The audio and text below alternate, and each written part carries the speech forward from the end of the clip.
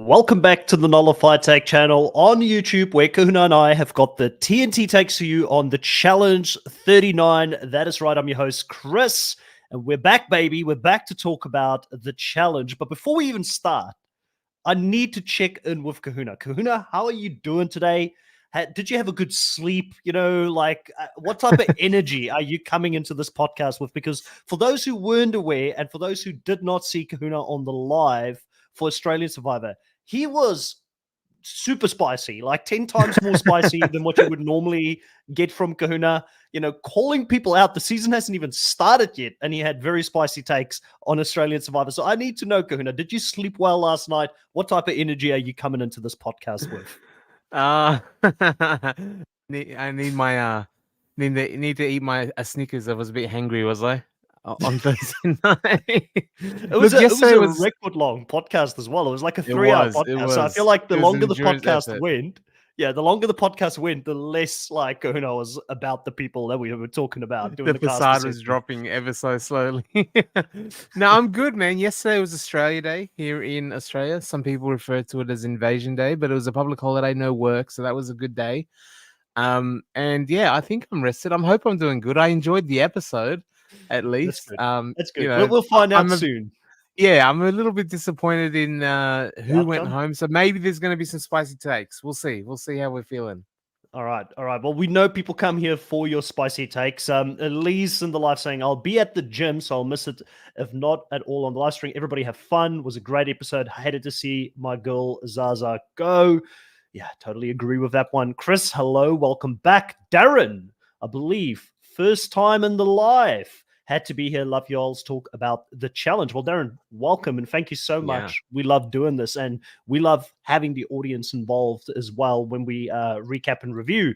Hario is saying, I'm going to pull up a Danica and listen in the car. Let's go.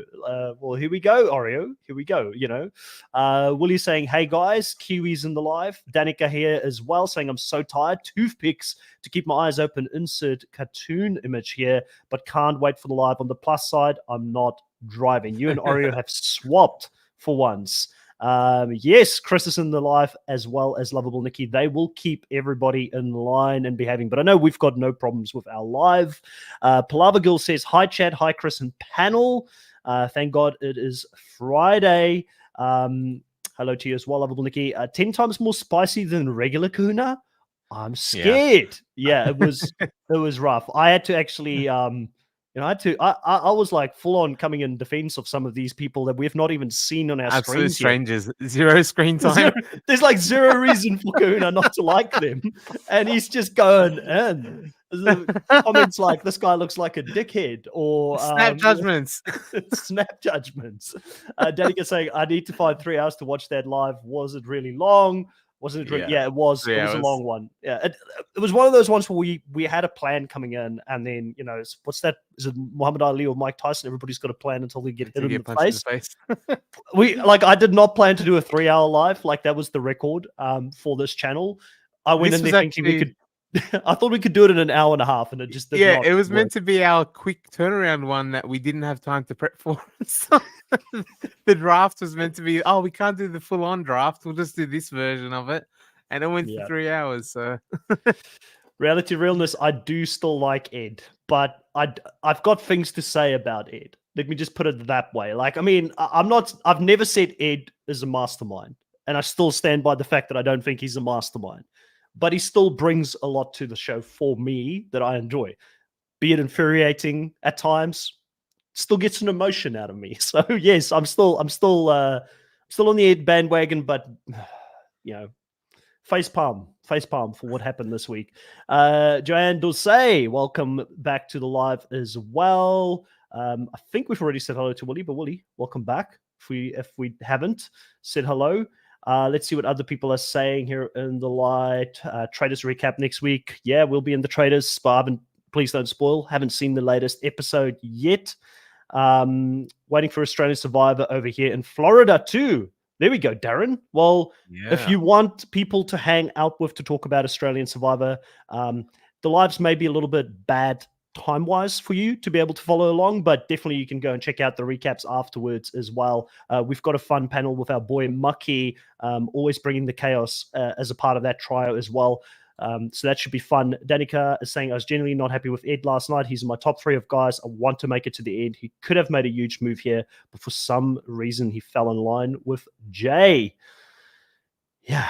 Should we just start there? I mean, we like to talk about all the topics, and it doesn't matter the order. We'll use the live audience throughout this live to kind of guide our conversation at times as well. But should we start with Ed? Like a lot of Ed conversation, it's hard not to talk about him. He's won now 4 out of the last 5 dailies. Clearly a beast. Clearly someone that is bringing the competitive side, the Wolverine or Batman, like he likes to call himself, of the challenge. But he's making some fatal errors in judgment, I think. Like this move to not change things up when all of his people in his alliance previously voted him in.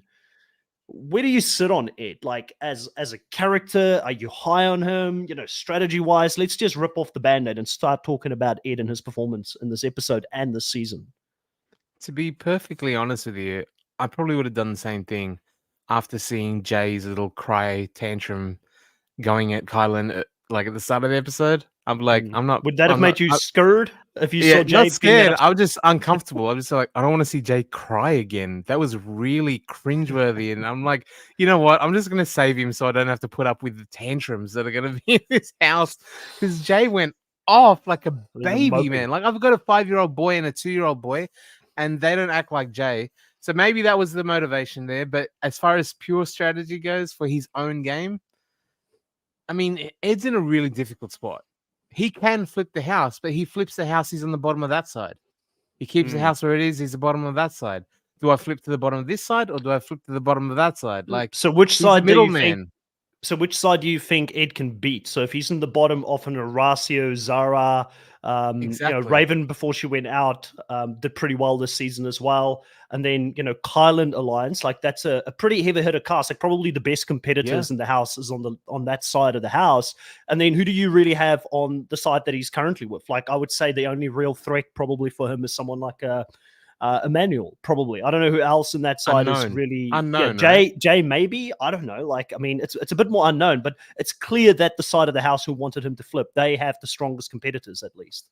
Yeah, like we definitely want to see the house flip because everyone in the audience at the moment, whether it's because of the edit or because of Jay and himself, are against the Jay and Michelle Power alliance. Like usually people go for the underdog. And right now that is the Kylan Horacio Zaza, or was the Kylan Horacio Zaza sort of group. But if you're looking across down the line and you're Ed and you're going, I've just won 4 out of 5 dailies. If I get to the end here, who am I beating and who can potentially beat me? I wouldn't want to go with Horacio and Kylan. They're the absolute, like right now, they're the 3 that I think have a real chance at winning this. The others are all sort of maybe outsiders, but Kylan, Horacio, and Ed have to be put at the top of the 3 who could win the whole thing. And does he want to run against the 2 people that could potentially beat him? I can see why he did it. Like, does it suck that Jay gets another sort of reprieve when there was the chance finally again to flip the house properly? But he's making decisions for him, and I'm looking across the board and going, that's who I'd want to run against. Jay and, Corey and Emmanuel, and I'd take my chances against them. Yeah, I came into this not knowing because I literally just finished the episode myself and I haven't had much time for it to sink in or digest the move, but I came in kind of feeling a little bit low, but I think I felt low from the perspective of a fan sitting on the outside. Yeah. I don't feel low about it if I was Ed playing the game, because I do think that people on that side in general, they're not the best competitors. Like, you can take Michelle on, he can take Jay on. Colleen has proven that she's not good when it comes to endurance, so he'd be more than willing to go up against that. Berna, like, she's still on this season, right? Like, I think every now and again we see Berna. We haven't seen Berna's cheeks in a long time, so maybe the cameras aren't focused on her as much on the daily challenges as like they were in the beginning of the season. And then, like I said, I feel like Emmanuel probably, like, I mean, he hasn't really done much, but he's there, and we know he's a competitor. He's capable. It was interesting to see Emmanuel and Horacio go head to head, because a lot of people were saying, like, who of these two are going to be the rookie to beat this season? And they went head to head in their heat on the daily mission here, with Horacio slapping his cheeks all the way to the end and beating him, on the head-to-head. So, again, that one goes to Horacio as well. I do want to catch up to a few of the comments coming in here. Willie saying, Jay is taking things personal. He got mad at Kylan, like you said in the beginning here, as well, Kahuna, and he needs to chill out.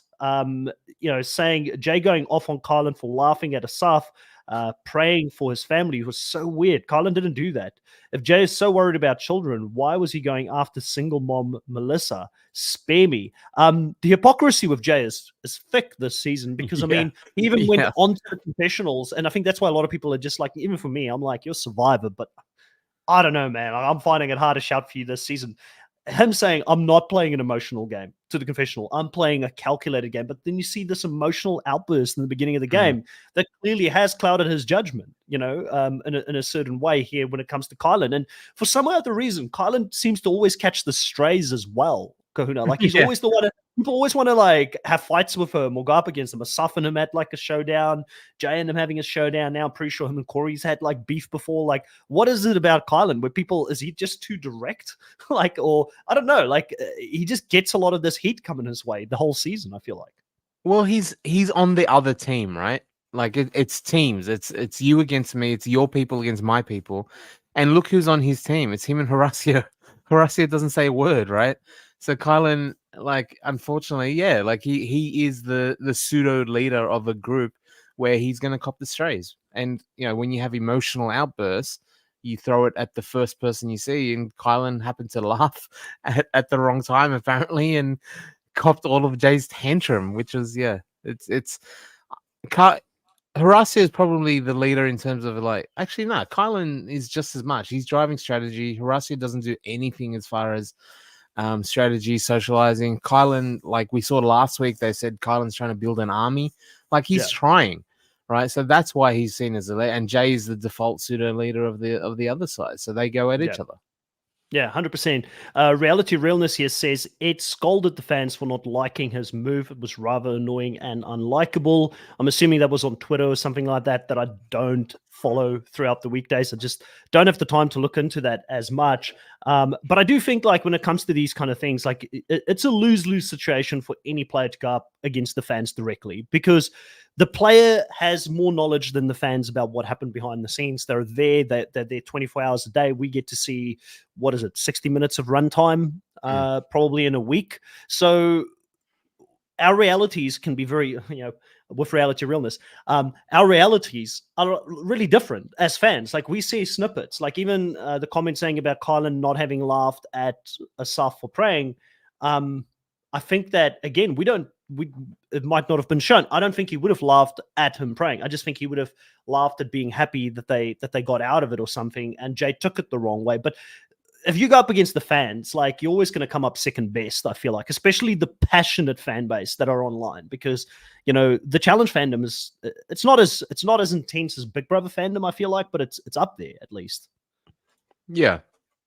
I also, like, as someone who has been a fan for a long time and does a podcast talking about reality competition shows. Very casual, casual fan.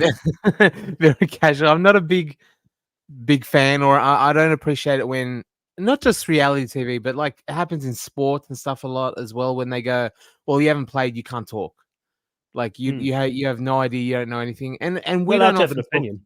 You're allowed to have an opinion. And a lot of the times it's based on, especially us on the TNT, like, mate, when I'm not feeling so spicy, it's not necessarily personal attacks. It's usually about strategy. It's Mm. about gameplay. It's about that sort of thing. So I think, you know, expertise built up over 20 years of watching it.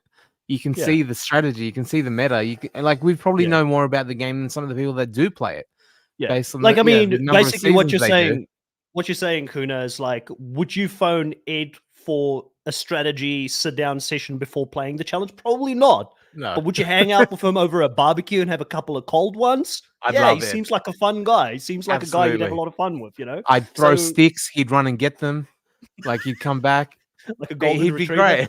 great. I could see that. Palava Girl says, don't know about anyone else, but I gave up on Ed and Colleen 2 episodes ago. I gave up on Colleen a long time ago. Like, I think I've been brutal. That's where my spicy takes have been. But every time she talks, I'm like, why are we getting this confessional? Like, it's airtime. She didn't like, do too bad this episode. Like, after last week's mini final and the pulling on the rope, I thought like they're desperate. They I need thought someone the standing thing the paddleboard would ruin her, but she did pretty good. She hung in there more better than Mariah and Raven and stuff. Oh, the person who better did than the best on the paddleboard that I did not expect was Michelle. Like, she got second in her heat, and she was even saying like, this is a physical. And I mean, you can say a lot of things about Michelle, and we've gone back and forth on Michelle as well. But I think this episode, Michelle's stocks would have risen in a lot of people's minds because she was giving it back to Jay. She wasn't taking his crap. She was telling him, like, listen, you're tanking my game with your game. We're associated. People see us as a unit. And, he's like trying to tell her that she's not having his back. And she's like, you wouldn't even have people if I wasn't here.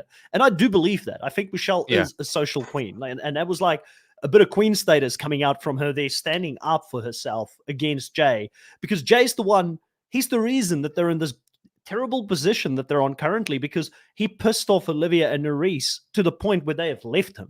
And they're no longer with that alliance. They were solid numbers for them. And suddenly it's where it should have been a foregone conclusion that Michelle and Jay would make it to the end. The waters are now muddy. It's not an easy, clear road to the end anymore. Yeah, it went from the Fantastic Four to basically two of them left, and they're swearing at each other. There's, at that point, they're swearing at each other, they're screaming at each other, and that's the two left of the Fantastic Four. So, yeah. Yeah, I think it's very, very interesting. We've got Elise, who joined us, said she wouldn't be here, but paused my cardio to catch the live. I really appreciate you for doing that. And hello, welcome to the live. Love Nikki saying, are you serious, Chantel? Ed needs to get a grip. That's obviously him having a go back at the fans.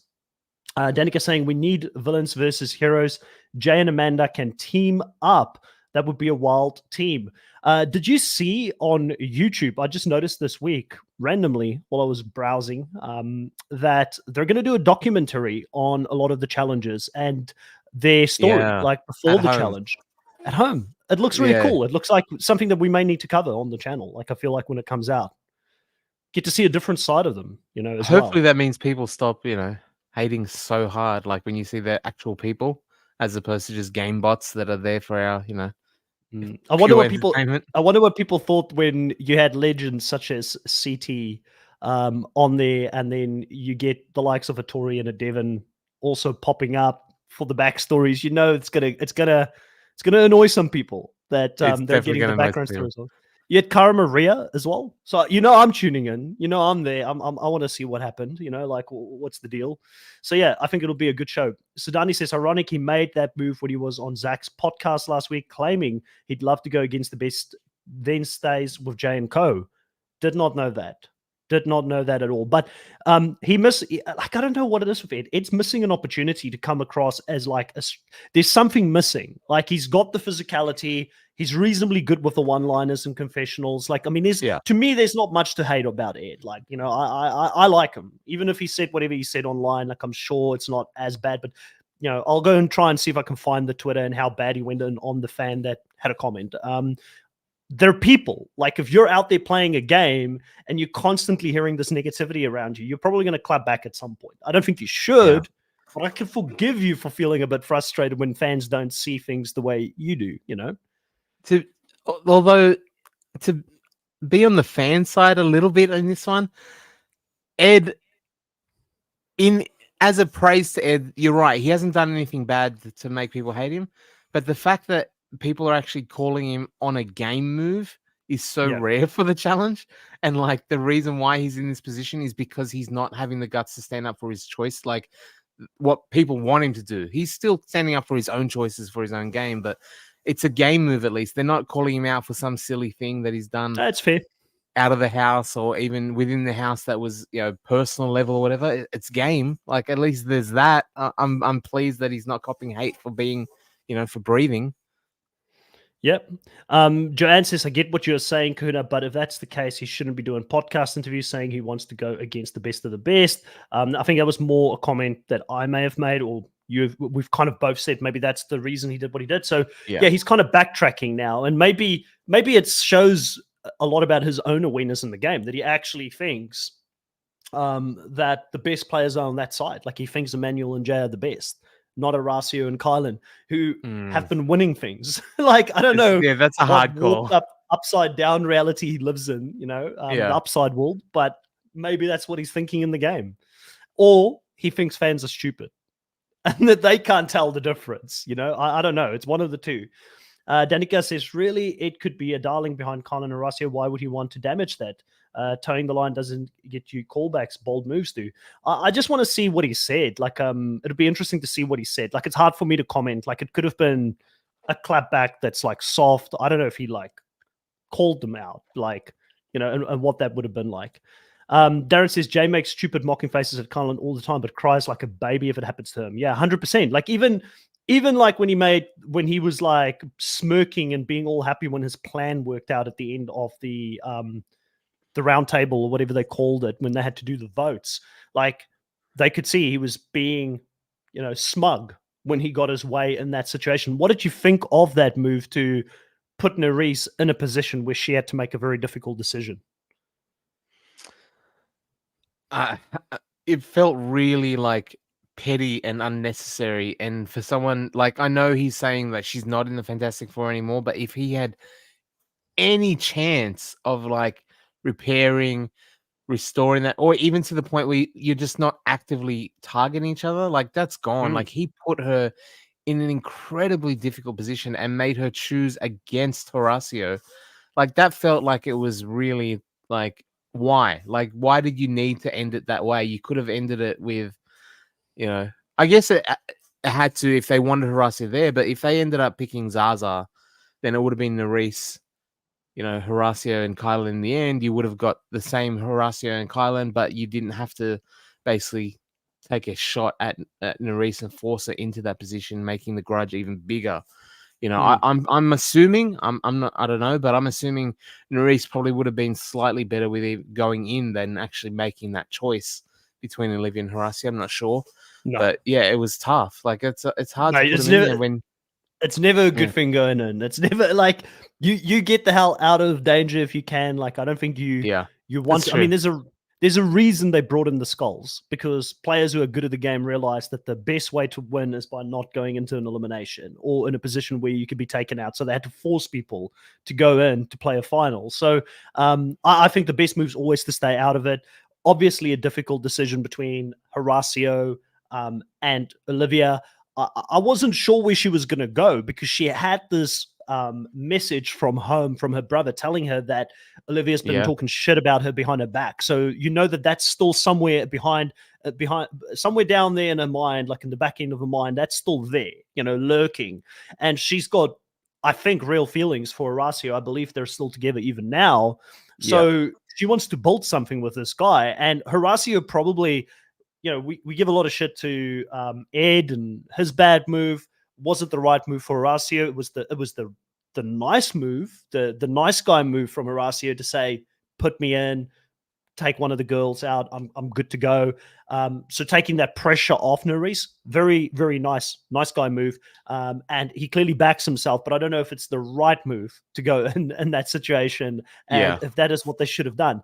But, obviously a tough moment here for Nerys. She has a moment afterwards as well, where they have to console her. And then one of the biggest betrayals, like our girl Zaza, she gets done dirty by James in this move. And coming into this season, I was like kind of a James fan. I was like, yeah, he he did enough. Like, even though, he went out prematurely in the Challenge UK, I kind of enjoyed him. I thought he would be a big character, fun to watch this season.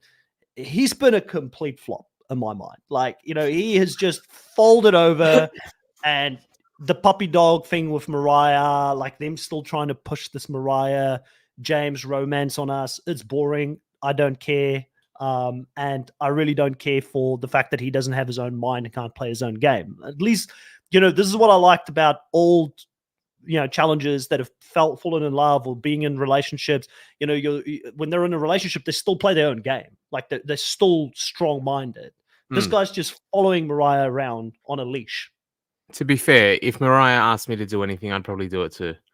Like, like Mariah's like, do this, like, okay, I'll do. Like James do you remember as well? Like you mentioned James being on the UK Survivor UK Challenge. The very first episode, there was a girl that he was going to hook up with. Yeah. And she kind of turned against him because he went, look, I don't want to get involved in a relationship. I'm focused on the game. Yeah. I can't be distracted by that. And then she got pissed off because of it. First episode, straight up, he's like, we've been flirting, but I'm not getting. And then he comes on the flagship, and Mariah's like, it's over. Like, it's over. It's like, I will do anything. I will say anything. I will kowtow. I will scrape. I will bow. Whatever you want, Mariah. But is this the guy? Is this the guy who gets the callback? Is this the guy where production's like, oh yeah, great TV, scintillating TV right now? Because you got to play for that callback to a degree as well. There's going to be one winner. Like, what has James done this whole season that has been significant? Nothing. Like, he could have had a backbone here and stood up for Zaza, his little sister, and saved her in this moment. And at least that would have created a moment where they would have been like, we got to get them back on the show, on Ride or Dies or something. Like, I just don't see him, because this thing with Mariah is not going to last. We both know it. It's a showman's. It's part of this season. And then next season, Mariah will hook up with someone else. Like, this is not going to be a thing 2-3 seasons from now. I feel like it's also a pretty easy defense or an easy sell. Like if Mariah turned around and go, James, what the hell? I told you to do Nerys. Why are you saving Zaza? He could be like, I get it, but come on, like, she's my UK person. I have one person. Like, let me save one person besides you, Mariah. Like, that's my one thing. And he couldn't even do that. Like, I think she would have been like, yeah, I get it. Like, she's not that gone. Like, it would have been a pretty easy defense for him to justify without copying much heat, I think. And he still wouldn't do it. Still didn't do it. He's a lot of people. Nothing. A lot of people in the chat saying give the UK spot up to someone else, bring back Kyle. A lot of people not impressed with him at all at this stage. So I just don't think he's someone that has given us much. So Palavagul says, agree, Chris. I was so upset Horacio played Hero again, but that's who he is. He's honorable. He's definitely building great resume for future callbacks from TJ. And yeah, I mean, let's talk about it a little bit here. You get the three challenges, the three musketeers. TJ's favorite three challenges in the game at this point. He even said it himself. Going into this do or die kind of elimination that they have to do against each other. How crazy is it to see, like, even TJ is bored by the other side of the house as much as we as fans are, that he's actually telling these guys, I don't want to see you again. I want to see you get to the end. Like, I'm shouting for you. You're probably the three best competitors in the game right now. Like, yeah. I kind of felt like, and hear me out on this one. I feel like this is the birth of a new power trio, potential future contenders that will come back and play the game again, regardless on if they win this season or not.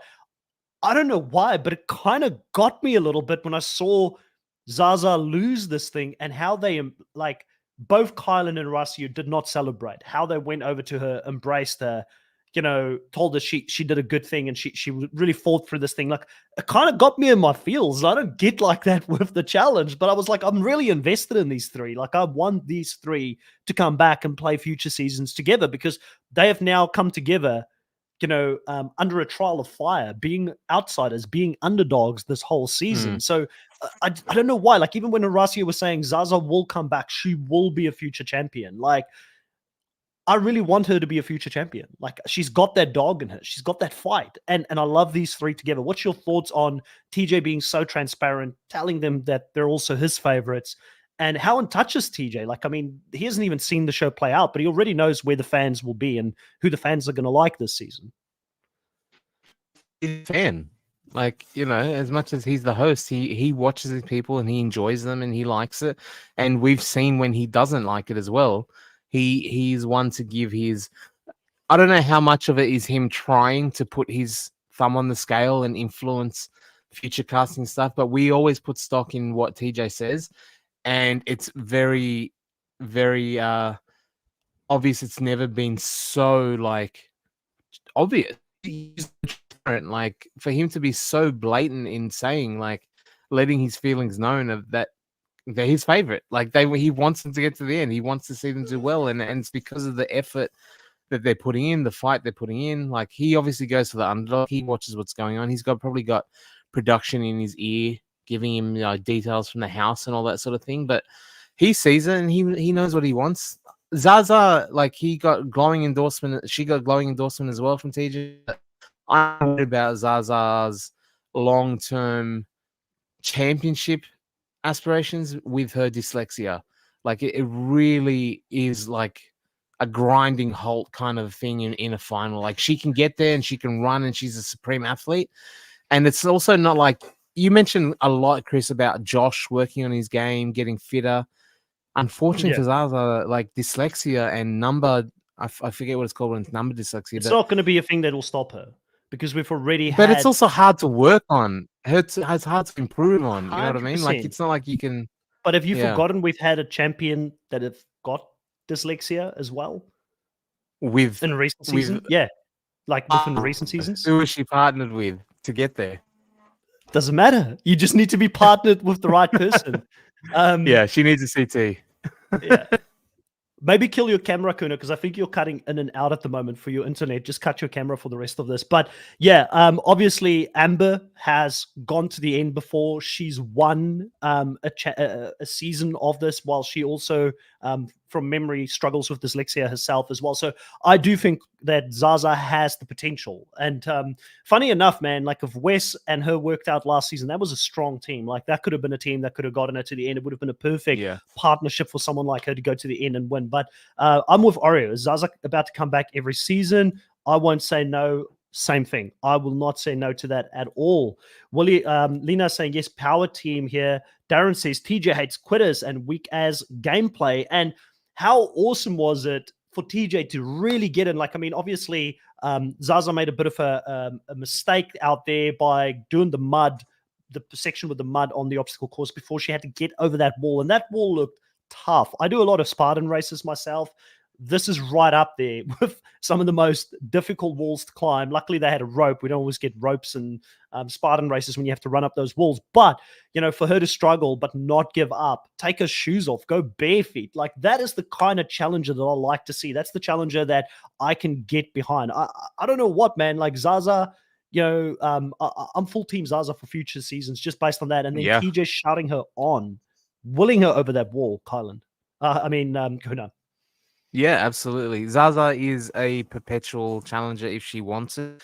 She's got the personality to get on. She's a fighter. She'll stand up for herself. She sticks with her alliance, and she's incredibly, incredibly competent at the game itself. So, she's only going to get better as far as the strategy inside and strategy goes. And if she can slide or skate by some of the puzzles with partners, etc., or she gets it's finally like we know that whether it's random or maybe getting a challenge or a final that's catered to your strength is part of the game. It's luck. It's whatever it is. 100%.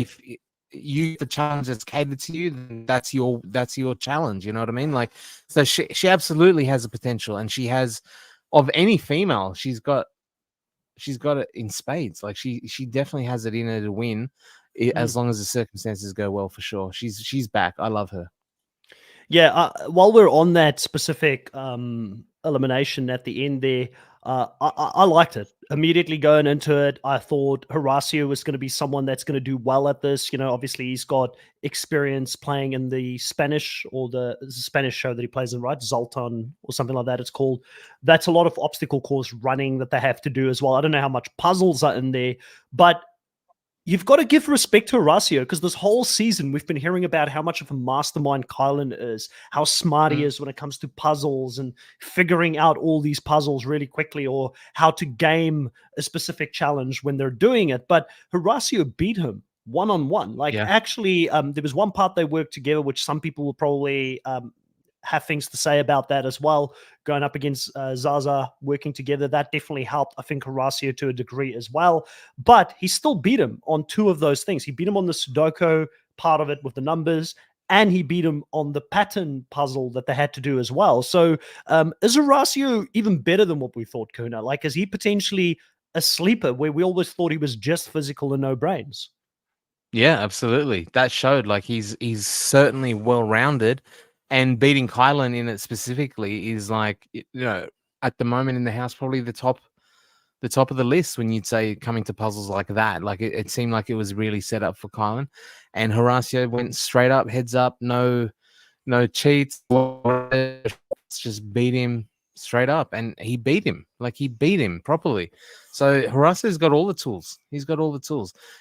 We've been saying from the start, it's not necessarily the mental side. Yes, he's obviously very physically capable, but we didn't have a lot of data to go off from the mental side. But we were saying that the downside in his game is the social. And he's showing like, yeah, I've got the mental side down, and if social's the only thing that he's like, he's making up for it now. That's for sure. Yeah, definitely not in a bad spot. Not someone that I would underestimate coming back in future seasons. And I do think, even though some people are saying here, TJ is not necessarily the producer, he definitely is only the host of the challenge. But he's got pull. He's definitely got pull on that show. So I do feel like, if TJ, he's been there for almost as long as we can remember. Like, when did he become the host, Kona? I'm going to put you on the spot here, but I feel like it was like early seasons, right? Pretty early on. I know there was a different host prior to him. There was a bunch of different hosts. They sort of went through a rotating cast of hosts, including former players, former challengers, things like that, and a lot of the extreme sport guys, Dave Mira. But then once TJ sort of got it one season as a part of the rotating cast, he stuck with it. He was good. Yeah, it was it was probably at least 10 seasons. There was different hosts for a while. Yeah. Lovable Nicky saying, very true, Chris. Last week, all I saw was Horacio showed his weakness, but in puzzles, blah, blah, blah. Now what? Exactly. The critics are quiet when it comes to it. And he's been boring at times. Don't get me wrong. Like, there's been times where I'm like, but Horacio, I think if Horacio was ever in power, which there's never a danger, I think, Kahuna, of Horacio coming into a season being in power because his social game isn't great. So I feel like he'll be always sort of a little bit of an outcast in most seasons that he play, unless Nerys and him comes back and she's got a lot of her friends and social connections that can keep him safe. That's the season I fear. That's the season where Horacio would be difficult to watch. But Horacio is never boring when he's got his back against the wall and he needs to scrap from the bottom up to get to the final. That's always exciting to see.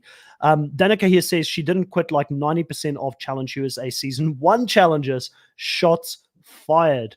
Darren says she is starting to learn puzzles and numbers now. She knows how to train her brain for that. So that's true, I do think Zaza is, I think she's a competitor, mate. Like, I think, she's going to go away from this and she's going to work on the things that she didn't do well. Like, there's still certain things with dyslexia and having a bit of a learning disability that is very hard to overcome, though. But most seasons of the challenge are not individual. Most of them are in pairs or in teams. Like, pairs are probably the most popular format. So I think there's a lot of scenarios I can see Zaza come back and be a very good teammate to her person. Like, I mean, can you imagine if she's with Devin, for instance?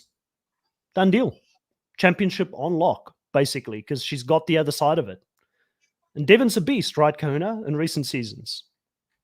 Yeah, Devon's strong. Like, he started out on the thing, but he's added to his game as well as far as being able to run and physical side. Like, he always had the mental side, but he's added to it. He's a champion. He can't really take away from that. Yeah. Marine here says, I think there were 2 hosts. One died. Yes, unfortunately. I think he was also like wasn't he also like a BMXer, the guy who died? That was the first host. I feel like he Mm. was. Elise says Mark used to host the early challenges. Yeah, they had a few different hosts. Yeah.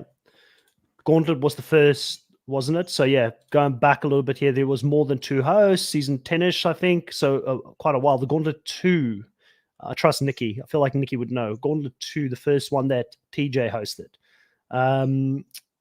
Marine says, well, she did okay in the first 2 puzzles. Yep. It's just when she got to the numbers. And I think she did okay. It's she did better, I think, than what even she expected to do. But she left the most difficult one for the end, which made it hard. Ori says, if we saw Zaza with Devon or City, it's season over. I agree completely. Well, she was Says, with Wes, and Wes was the one that actually let the side down multiple times in strategy, like in actual choices. Zaza was the competent runner to go with anything Wes wanted, and Wes kind of let the team down and lost it there. yeah, but Wes is a she risk could taker. do well. This is a risk taker, you know. So like it sometimes plays off and pays off, and other times it doesn't pay off. Marine says I haven't seen any of the seasons before season 10 because they're not available on Paramount Plus. Yeah, some of those early seasons are the hardest to get a hold of as well. Now let's talk a little bit about. It can be a tough watch. I watched the first 2 seasons, and that first 10 seasons, and it's a different show, completely different show. Let's talk a little bit about our girl Raven, Kuna. You and I are both big fans of Raven. We've enjoyed her this season. We love the fact that she came across as a very strong female competitor, did really well in a lot of the challenges, but man, oh man, did we not see this coming. Like paddleboarding. Like who would have known having the basic skills of being able to paddleboard would be Raven's downfall? I mean, I could see that. I can see that. I didn't see it. How did you see it, Kahuna? Like, how did you see what I could not see? Look, I'm not gonna again spicy takes in here, but I don't want to be stereotypical and go down the race line. But there are certain complexions of skin that are much more used to paddleboarding, I feel, than it's not a typical activity for everybody. Some people love paddleboarding. It's such a bad stereotype. It is. It's an absolute stereotype. There's nothing to say why Raven wouldn't be good. And as far as not saying, I can't predict who's going to be good at paddleboarding or not. But when she wasn't, I was like, yeah, okay. Call him out, or call him out. Come on. Oh, at least it's actually saying you're right. Okay. I don't want to say paddleboarding some white people shit, but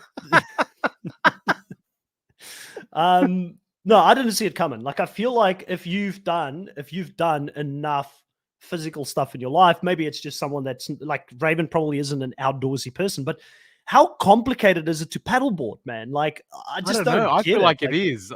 It's not paddleboarding to me. I look at it and go, nope. Just the standing part. Yeah, it's bad. Kuna is right, I fear. Sedania says Raven was such a breath of fresh air. Reminded me when older school challenges would get cast, doesn't come off manufactured. Elise says, I've been white water rafting once, never again.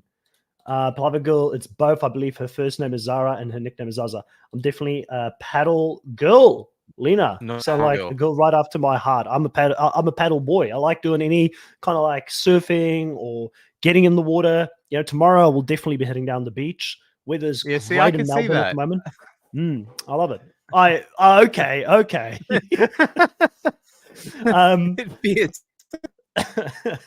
No, but listen, I didn't see it coming. Honestly, I didn't. Maybe it's just because I'm naive. I thought she was a well-rounded athlete in general.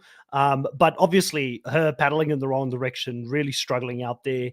It's sad to see Raven go this way, Kahuna, because I think she had a great season and she didn't get the TJ normal send-off of I'm sure we'll see you again in the future, which was kind of strange. Like I thought she would have done enough to be in the conversation in the future because she wasn't going with the grain. She was one of those few rare challengers that played the game, that saw the way that the table was laid out in front of her, you know, and she flipped it. She's like, I'm going to change this and I'm going to try something different and go to a different alliance with people I didn't know before I came into the game because I have a chance here. If I stay with the group that I came in with, I'm probably next in line. And how many challengers, Kuna, can see themselves in that situation and actually mix it up. Not many. Those are the kind of players I want to see. I want to see the players who are not afraid of making a move in future Yeah. seasons. Yeah, I mean, she put herself in that position. She was in the majority alliance, but because of her chatting with Kieran and maybe giving away information, yeah, we're gonna call you that from now on. Change my name to Paddleboy. Yeah, she put herself in a difficult position. She didn't need to play the game like that, like from behind like that. But the fact that she did, she certainly made the most of it, and she's played hard. I love her. I think she's guaranteed a spot back, despite the thing with not getting the shouting endorsement from TJ that Zaza did. But as far as her going home, I felt like it's one that you can't complain about because it was on her own merits, right? It's not like she got thrown in by the majority again when she really doesn't deserve to be, and it wasn't a vote thing. She lost because she lost. So from that perspective, I'm like, okay, like she was the slowest, and that's kind of deserved. But she's certainly earned her spot in this show, and she's done great so far. You're right. Anyone that can stand up to the majority and keep it entertaining while still backing herself up like with the physical side and actually winning eliminations against champions, like come on, like she's got to come back. She beat Laurel. Darren says, Chris, I think he didn't give it to her because it was a purge, if you can call one player being eliminated a purge. Yeah, it's possible, Darren. I can see that. It's not the normal spot where somebody gets eliminated where he would normally say it. So it's maybe not natural for him to say it after a daily challenge. But what do you think of this format, Kahuna? Like we've gone into Conquest, we're doing things completely different now. Are you high on the way that they're choosing to eliminate players? Do you think this is a better alternative to an actual purge? Because obviously prior to this week coming into this, we did the numbers, we did the math, and we figured out like a bunch of players still needs to go before TJ's final. Otherwise, the whole season will go to the final. So do you like the way that they've mixed it up? We're now almost guaranteed to see two players go home each week so that we can catch up. Is this a better alternative than a purge in your mind? Yeah, I like it. I do. I actually don't mind it at all. The only issue that I have with it is that it is male or female. And I think we saw this episode back to back. Like once you're purging and eliminating males against females and it's all co-ed, I'd be worried if I was the females. In fact, I think the strategy should be next deliberation they go into, whoever gets a pick first picks a woman, and they should all agree we're picking the women until they're safe, and the bottom three are all men, because we just lost 2 women in that last episode. So we need to put some men down there, regardless of who it is. That's what I would do. Whether they do that or not is another question, because I do think having it this way is slightly favored against the women. Like to go into an elimination, Zaza against Kyle and Horacio, for Raven to go up against all the men in the thing as well. Like I think they should do the same process, but have one female, one male get purged straight away. Yeah, let's see what people are saying here in the live. Lovable Nikki says, I always appreciate consequences for coming in last. I agree. I like the seasons where you come last, you're straight into the arena. The house can select or whatever that format's like. In this case, I don't have a problem with the last person being eliminated each time because we do need to catch up. I think it's a better alternative to seeing a purge where just one random challenge that you may not be good at could be the end of you, basically, in the game, where now at least you kind of have a little bit of a safety blanket. If you're someone like a Mariah, who also really struggled in this episode, swimming wasn't the thing that took her out, or for Nerys, who also doesn't like swimming, this wasn't the thing that took her out, but it could have been a lot of these people. We would have lost them if it was a purge, and it's just so happened to be a water challenge. So there's more of a likelihood that you can survive. The good thing about this way as well is that consequences of coming last is that she was last. When it's like a purge that they've done in the past, you could come 4th or 5th last. Like you're nowhere near last, and you're just in the purge zone. You know what I mean? But if you're last, you're last. I get that. I like that. One thing that I would love to see change actually is, I know that it's a little bit of a homage and a throwback, the way they're doing the I pick and then they pick and then they pick, and they do schoolyard pick all the way down the fence. I think that was Gauntlet 2, or it was some old school season where that's how they decided the elimination. They basically did a schoolyard pick. But what I would like to see is the person that ends up not being picked at the end, not that the bottom 3 are automatically in, maybe the bottom 1 or the bottom 2, what they get to choose their opponent from the list of people that already got saved. You know what I mean? Like, you're guaranteed to go in if you're the last pick on the schoolyard pick, but you get to choose your opponent as opposed to the bottom 3. Does Like, that give if you, the option for someone like a Jordan or a Jordan-esque player in the game to go and say, I want to take out Horacio, I want to take out Ed, so I'm going to just throw this one so I can go in and choose who I want to go against. So I can take out my biggest competition. Because if, why keep playing the game if this person's in the final and they're going to beat me in the final? I'd rather take them out prior to getting to the final. So it could create some good drama. I don't completely hate the idea. Alternatively as well, like you would see, say in this episode, does Jay and that put down a Kylan and a Horacio knowing that they could actually pick them as well? Or do you now turn on your alliance and keep and not say Horacio because he's got the choice? Do you put a Corey down there? Do you put an Emmanuel down there because it's a little bit safer that they might not pick you as the opposition? You know what I mean? So there's all that sort of level of strategy that comes in. Yeah. So there's ways and means, Yep, I like it. Sudani says, I think it would be a nice format change if it didn't overly favor the men, like losing 2 women in one go was brutal. Marine saying it should have been 1 male and 1 female going home. Willie says, I don't like this format because I feel like last place goes straight into the elimination and the 3 males all go into elimination. Nut, don't pick Michelle. Darren agrees with you. Lena says they will eventually have to face one another in the finals. Danica says the next might be the last of each sex goes home, so 2 will go home. Joanne says, especially since the strongest woman just left the competition. Yeah. That is true. Aurea says, I hope Michelle loses the next daily and get purged. I want to see Jay's fury and freak out.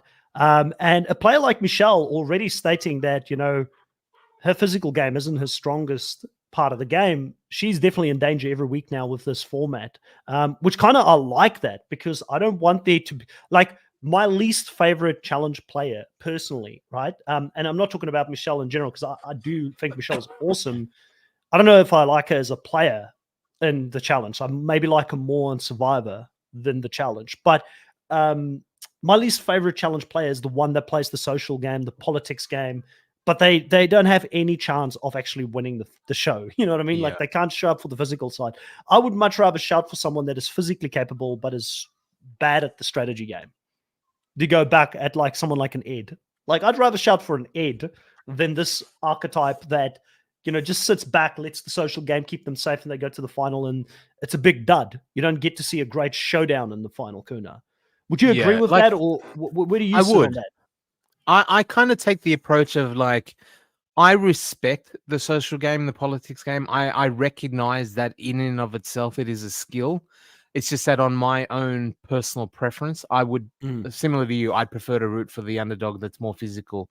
As much as I recognize that running a game from the top, like what Jay and Michelle have done this season, is almost better, like almost stronger, almost harder to accomplish than finding your way out of elimination all the time. But just as a individual, like as a fan of TV and like my dopamine requiring like caveman brain is like, yes, give me win. Like I want to see the underdog. I want to see that story and the nuance and the subtlety of running a power game with politics and social doesn't translate as well on TV. I recognize it in my brain. I go, I know that's hard. I know what they're doing is very good, but my hierarchy of priorities is physical beats that, unfortunately, in my own, stupid brain. So yeah. I get it. And this is a fascinating sort of subject to talk about because in the challenge, for me, I do value physical attributes and winning challenges and being that underdog to get to the end to win more than the strategy. For me personally, I enjoy that more. But in Survivor, I think most fans lean the other way, where they're like, we prefer the strategy. We don't like people like a Mike Holloway winning their way to the end and then winning the game. We want to see that social manipulation and strategy overpower any physical prowess. I still can appreciate both, but I know that Survivor fans, especially, that's why Michelle is so loved in Survivor. They're really all about the social politics and the strategy. The fans really get behind those kind of players when you watch that game. Darren says, yes, going to definitely need to even the challenges, definitely favoring men. Ori says, I don't think Jay goes into the elimination or gets purged based on his connections and his strengths.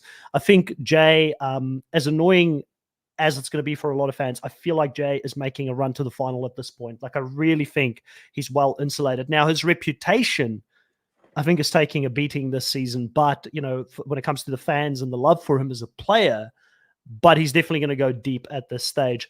Palava Girl says someone suggested having 2 additional face-offs of top 2 and bottom 2 sudden death style. It would have to be something where TJ announces it afterwards, because otherwise people will try and game it by trying to be in the middle, if that makes sense. They'll try and see if they can get away from it.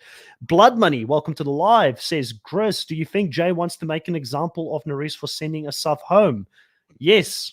And this is going to could be taken very, very wrong when I say it. I don't know how it's going to come across. It might be a little bit on Kahuna's level of spiciness, but Jay gave me very much like abusive boyfriend, like emotional abusive, I should clarify, boyfriend vibes this episode with both Nerys and Michelle. Like, do you get what I'm saying? Like, it's like he doesn't look like the type of guy you want to be in like some sort of a partnership with. The way I got that vibe for sure. Like the way he can turn things back on you and spit it back at you. Like it was even the way he interacted with Kylan was a little bit gaslighty. Like that you can something that didn't happen and just throw it out with such passion and make them feel like, what the hell? Like what's going on? Like, yeah, absolutely. That's an interesting take. And it's more, I think, again, not knowing Jay personally, but I think it says a lot about the intensity of what the house can bring out of people and, all that sort of thing. Like when you're in that sort of competition, the emotions and everything that goes with it, like coming out, that's for sure. It's tough.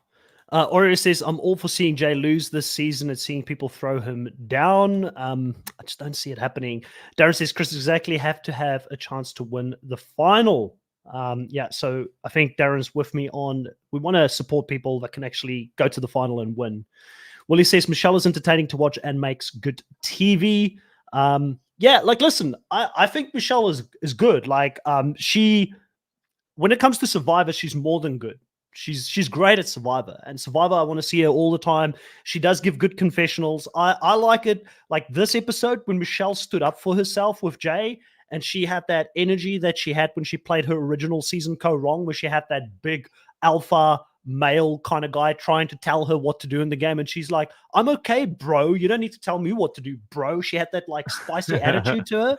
I very much remember that Michelle, and that Michelle came out this episode against Jay.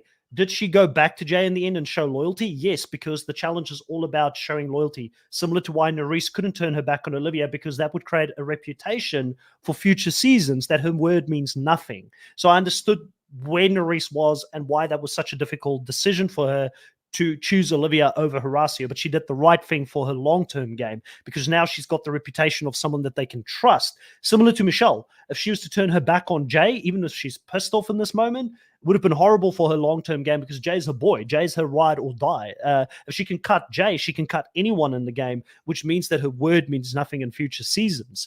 But yeah, I agree. Like, there's times that Michelle frustrates me, but I don't hate Michelle being on the show. Like, I think she's, I think even with this episode, I can, like, Michelle's starting to become, like, she's going to be a mainstay. Like, people who don't like Michelle, it's going to be tough, because I see her coming back season after season, and the girl doesn't have a full-time job.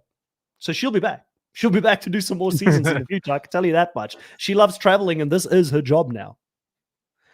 Yeah, I'm okay with it. Michelle is a great cast member. Whether she'll ever win or not, she adds a lot to the television show. And I think, unfortunately, when it comes to the challenge, like finding the stable, good television characters has been hard for the on the win, or maybe not characters, but champions and stuff. Anyway, the women easily get the consistent comeback multiple seasons, like Cara Maria before, Tori now. Michelle could be in that spot. She doesn't have the same physical capabilities, but as far as being regulars that are good TV, that production know are reliable and will provide great, moments, she's absolutely up there with them. Michelle will be guaranteed a spot to come back. Yeah, Alicia says Anissa also played like Michelle. She played heavily on the social game, but physically couldn't compete. I remember her early seasons. She was a bit of a physical beast. Like she won a lot of eliminations, Anissa. But I think later Anissa, like the one that we saw come back past her prime, like not that she won a challenge in her prime, but you could see that downward slope for her where she just physically couldn't keep up with the young kids anymore. And she always complained about, why don't these kids let me get into a final? I just want to run a final. And I'm like, well, you need to work for the final. People aren't going to give it to you. Joanne says the social players bring the drama. They are important part of the show. We need the balance. I agree. I totally agree. I'm not advocating for the social political players not to be there. But you're right. If everybody was just challenge dominant and they were all just playing this physical game and there's no strategy going on, it would be boring. So it basically creates these two sides that you want to root for throughout the game, basically. You know what I mean? So you're right. The yin and the yang, it goes together. We do need both of them. Joanne says the Veronica is that archetype as well. Oris, I'd love to see Jay's own people throw him in. They'd be then he'd really lose it. I don't think they're going to do it. I just think that he's good. Baby Ice says Kylan beating Jay in a final would be karma. I agree. That would be good to see. Jay doesn't seem to care about the hate. He'll for sure have a rough time going in the future seasons. Val agrees with me. It's a wrap for Jay's reputation. He went from underdog to arsehole. Yeah, he's awful. Agreed, Chris, 200%. So a lot of people going down on Jay. Not man. Not going down on Jay in a good way. They're going on him bad. Going in on Jay. They're going in on him. Yeah, they're going in on him. I don't know if I feel like I'm just shoveling at the moment. Lovable Nikki is saying men with no hairlines have the audacity. Danica says Joanne will say 100%. Willie says in the future seasons, if the vets come back, they will send Jay in elimination over and over again. I feel like CT and Jay are good. I feel like Jay's got CT's or CT and Jay, like Jay's got CT's respect because he beat him.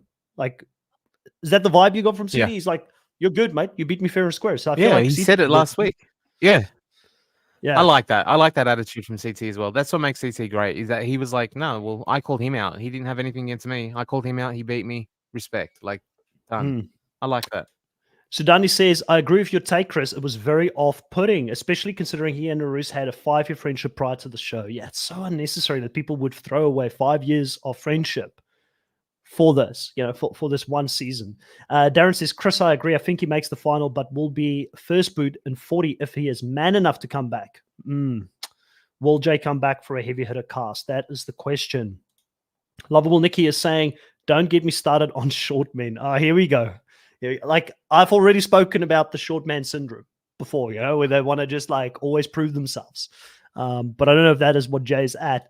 Darren says Survivor is different from the challenge. Totally agree with you. Marine says, I think people would understand no one likes Jay. That is the problem. These people have no jobs. They keep coming back. It's hard to find the right people with no jobs that are entertaining, that the fans also love, that will continue to come back. That is the golden, what do you call it? Like the zone that you need to find them in. It's like the little circle of overlap. Spot. Yeah. Yeah, the sweet spot. Willie Lloyd says, oh my God, imagine if Laura, Amanda, and Michelle was on the same season together. R.I.P. Michelle. In that case, I feel like Laurel and Amanda would work together. Blood Money says Michelle got booed heavily back at the Challenge Mania in New York. Wow. Okay. Didn't realize that the fandom was that against Michelle at this stage, but she's gone up against some of their favorites, so I can understand it. Joanne does say, I'm indifferent about Michelle, to be honest. I'm always going to favor Royal Rulers, Real Worlders, Fresh Meters over any other casting, and it's fine. Wave your flag. I will normally lean towards Survivor players, I think, over anybody else, but like I said, these Survivor players have made it hard for me at times this season. Like Jay, I just don't know where to start with supporting him. Like just because he's a Survivor player, I can't support him. Like, you know what I mean, Kahuna? I'm not going to support all Survivor players that go and play the game. Michelle, it's a love-hate. Like sometimes I'm like, what are you doing? Sometimes I'm like, yes, that's Michelle I know and love from Survivor. It's like here and there for me with her. But there are some players it'd be hard to support, and Jay is one of them for me at the moment.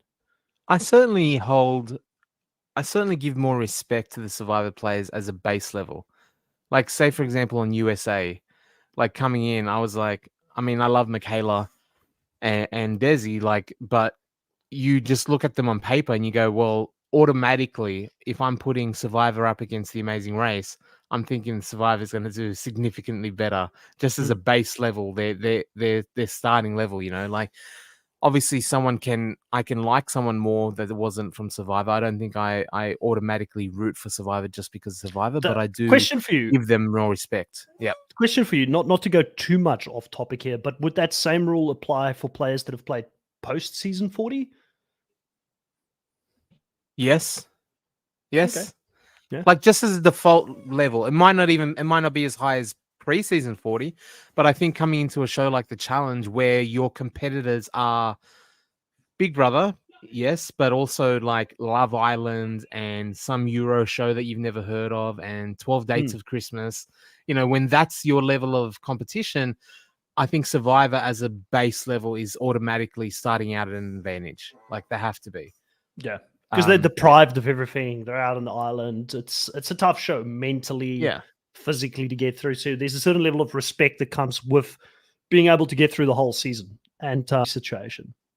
Darren says Michelle is great at the challenge, like Amanda, but have no chance to ever win in all caps. Palava Girl says off topic, but I can't wait for Big T to show up in season 40. Loved her growth this season. Same. I'm a big T fan, and I hope she does make it back. It's going to be a tough season for her when she goes up against all the big legends of the game. But she's been getting in shape, so let's see what happens if she does come back. Sudani says Jordan it's not 40. Yeah, it'll be tough for 40. Sudani I hope says it's not 40. I hope 40 is. I'm still holding hope. I know all the rumors, all the news. I'm like wrong, but I still hope for an all champion season. And if that's the case, that means they're not going to be able to Jay's, make it happen. Michelle's, Big T. I think the closest. No, I don't think they can. I don't think there's most champions have moved on with their lives. They've got jobs. They don't want to leave for that extended period. Like, I just don't see it happening. Even the different seasons for the USA and the global franchises, they're all shorter filming times. So these people are not used to going there for 3 months of their life and play this game. You know, it's just I just can't see it happening. I'd love for it to always happen. been the knock with the flagship, isn't it? It's the filming 3 months length. That's why All Stars was so good, and it doesn't need to be though, does it? It can be like a USA. Yeah, it can 100%. Like, I don't know why they drag it out, but I think it's got to do with the probably something to do with the rights that they sign off to be able to show it on MTV, and they've got a full X amount of slots for advertisement to be able to do the show. That's probably what it comes down to, because it's the same for Australian Survivor. They have to have more people, 24 people, because of how long the show's got to go, the advertisement slots that they're selling, and getting a part of that pie, obviously, to be able to produce the show. There's like stuff behind the scenes that plays out, but I'm hoping for the champs versus contenders season. Like, at least of half of the cast and one team are champions and the rest is all these newbies, especially because the new ones, the new generation, keeps claiming they're better looking, better at the challenges, all this kind of stuff. Jay to captain the new generation against CT with the old generation. That's the CT. The TV I would like to watch personally going into season 40. I think it would get a lot of people behind it. Now, if the new generation do beat the champions, could be the end of the show, Kahuna. Like, I feel like some people will be down in the dumps if the newbies can get it over the team CT, for instance, you know? That'd be crazy. Because we all know that we all believe that if it was ever actually champs versus contenders properly, it's a walkover. Like, this season, like, we're liking the season when they're up against themselves, but you put these people up against a full season, not just mercenaries in elimination, but a full season of these champs, and it's over. Yeah. Lovable Nikki. Better looking. Hashtag, what is it? I know you not for real, or I don't even know what that means, but Elise says champs versus prospects. Yeah, I agree. I think that would be good. Darren says, Chris, yes, I want champs versus contenders, fresh meat format.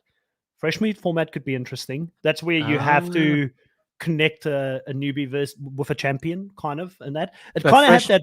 meat, all like none of these people can come back for fresh meat, right? Fresh meat was Right. like newbie, like brand Right. we've never seen Yeah, them that could be before. cool.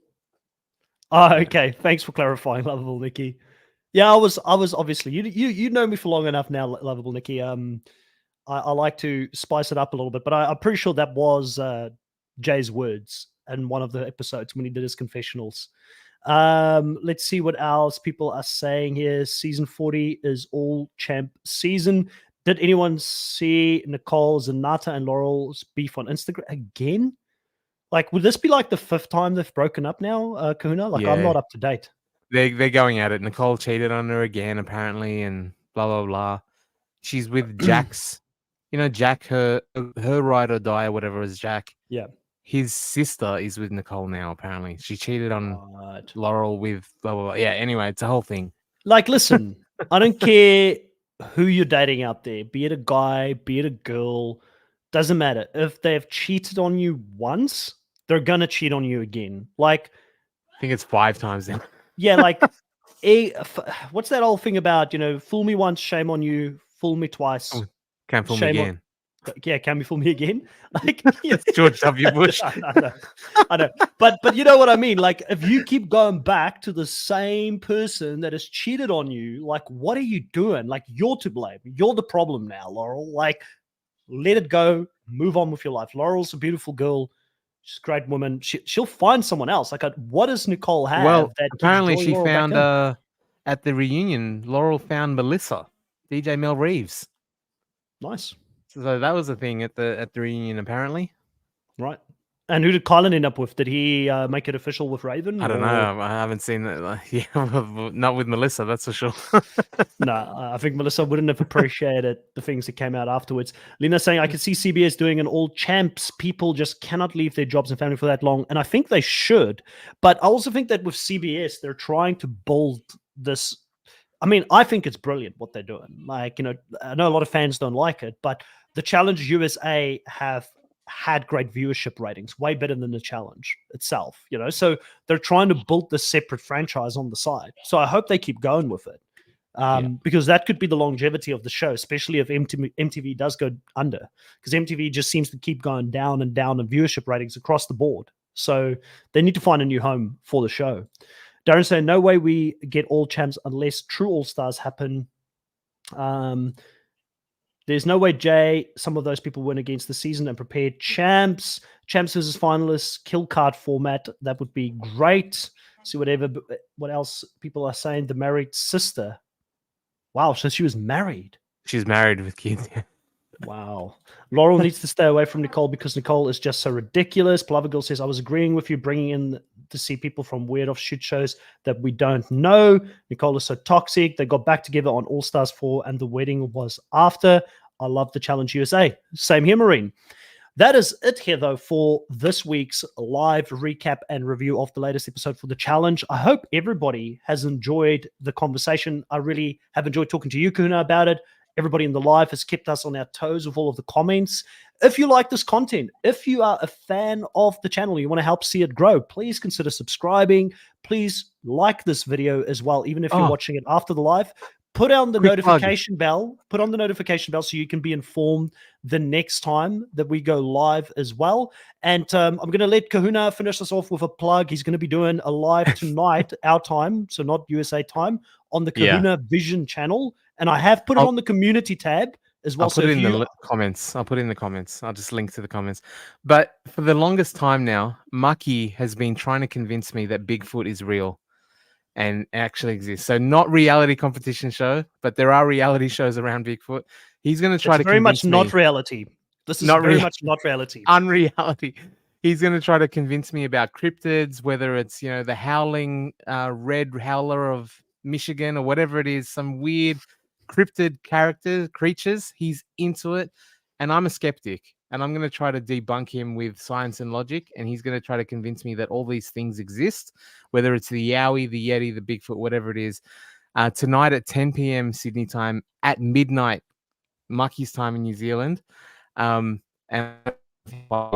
Eastern American, which is crazy or something. But we're going to have a bit of a weird time talking about stupid things like Bigfoot, and having just a separate thing to reality TV, completely far from reality, and just mucking around and having a fun time with.